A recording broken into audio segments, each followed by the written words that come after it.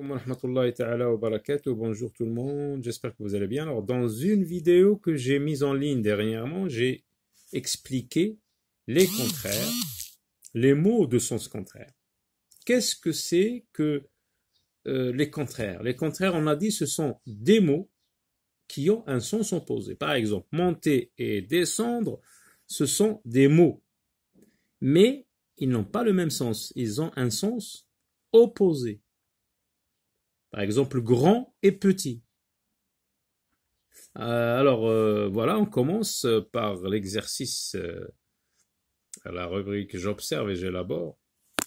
Il est midi. Younes se promène sur la plage. Il a chaud. Le soir, il n'a pas chaud, il a froid. Comment est Younes dans la phrase A? Comment il est? Il est, on va dire, il a chaud. Il a chaud. Souligne en bleu le mot qui indique comment se sent Younes le midi. Il est midi, donc il se sent, il a chaud.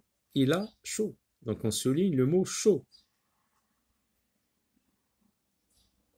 Dans la phrase B, souligne en rouge le mot qui indique comment se sent Younes le soir. On a dit le soir, il n'a pas chaud, il a froid. Donc on souligne froid.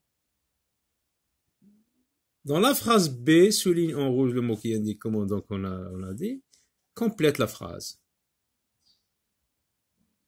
Et le contraire de froid. Qu'est-ce qui est le contraire de froid? Le contraire de froid, donc c'est chaud. Froid et chaud sont des mots de sens contraire. Alors je m'entraîne, relis les mots et leur contraire. Avec une ligne.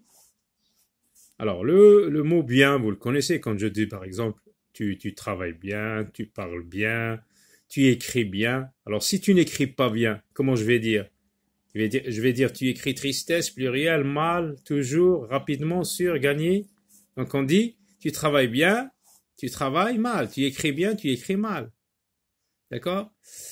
Donc bien et mal, ce sont des mots de sens contraire. Lentement. Il marche lentement. Ça veut dire tout doucement. Il ne va pas vite. Le contraire de lentement, donc, il va, regardez bien, il va rapidement, il marche rapidement. La joie, la gaieté, le bonheur, la joie. Regardez bien, gagner sur rapidement, toujours mal, pluriel, tristesse. La joie, c'est la tristesse. Perdre un match de football. Par exemple, tu joues un match de football, mais tu n'as pas gagné. Donc perdre, c'est le verbe gagner. Le contraire de perdre, c'est gagner. Quand tu joues bien, tu gagnes. Quand tu ne joues pas bien, le contraire, c'est tu perds. Jamais. Jamais. Le contraire, c'est toujours. Pas une seule fois. Et ici, toujours, jamais. Singulier, alors ça, on sait. Le genre et le nombre. Le nombre, quand je parle par exemple d'une seule chose, par exemple, un crayon. Est-ce que c'est singulier ou pluriel? Un seul, donc c'est singulier. Le contraire, c'est pluriel, beaucoup. Beaucoup. Sous. Alors, cette préposition, sous la table. Si je mets quelque chose sous la table, le contraire, je la mets sur la table. Le contraire, donc on a cherché ça. Bon. Suis l'exemple, compare et souligne la syllabe qui exprime le contraire. Heureux, malheureux. Quelle est la syllabe, la partie du mot ici qui exprime le contraire? Heureux, malheureux. Qu'est-ce qu'on a ajouté? Mal. Donc la syllabe mal, on l'a soulignée, elle exprime le contraire. Heureux, malheureux. Coiffé, décoiffé. Donc qu'est-ce que nous avons ajouté? Le préfixe dé.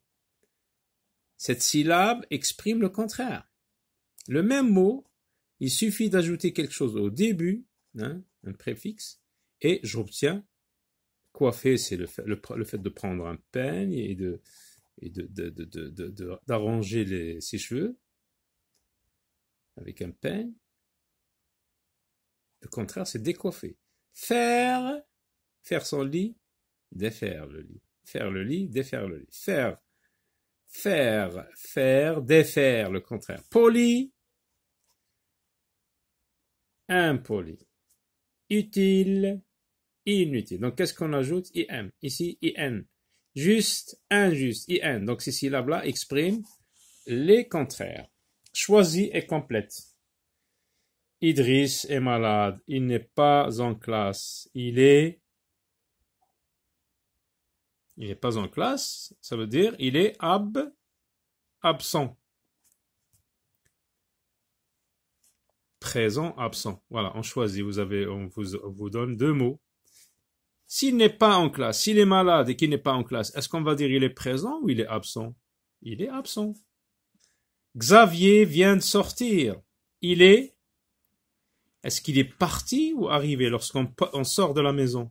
Est-ce qu'on dit je suis parti ou bien je suis arrivé? Ben c'est je suis parti. Il est parti. On choisit le mot parti, on le met ici. Il y a 5 minutes. Le verre, hein, le récipient dans lequel on boit le thé, l'eau, etc. Le verre, est-ce qu'on va dire il est sous la table ou il est sur la table? En général, où est-ce qu'on pose le verre? Sous la table ou sur la table? Donc c'est sur la table. Réécris les phrases en remplaçant les mots soulignés par leur contraire. Pour aller au nouveau supermarché, tu prends la première rue à gauche. Donc, ou bien tu vas à gauche, ou bien tu vas à droite. À gauche, à droite. Le contraire de à gauche, c'est à droite.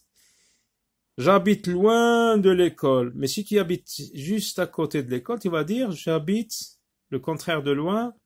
J'habite loin, ça veut dire je dois marcher beaucoup, je dois prendre peut-être un taxi, j'y vais en bus, j'habite loin. Mais si j'habite juste à côté de l'école, je vais dire le contraire de loin, c'est près, j'habite près de l'école.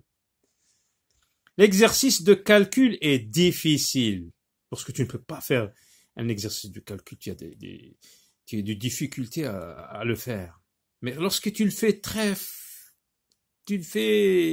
sans problème, tu dis l'exercice de calcul est facile. Le contraire de difficile, c'est facile.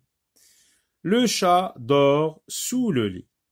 Mais s'il se met de l'autre côté, ça veut dire que il ne va pas dormir sous le lit, mais il va sauter sur le matelas. Donc on va dire le chat dort, le contraire de sous, c'est sur le lit.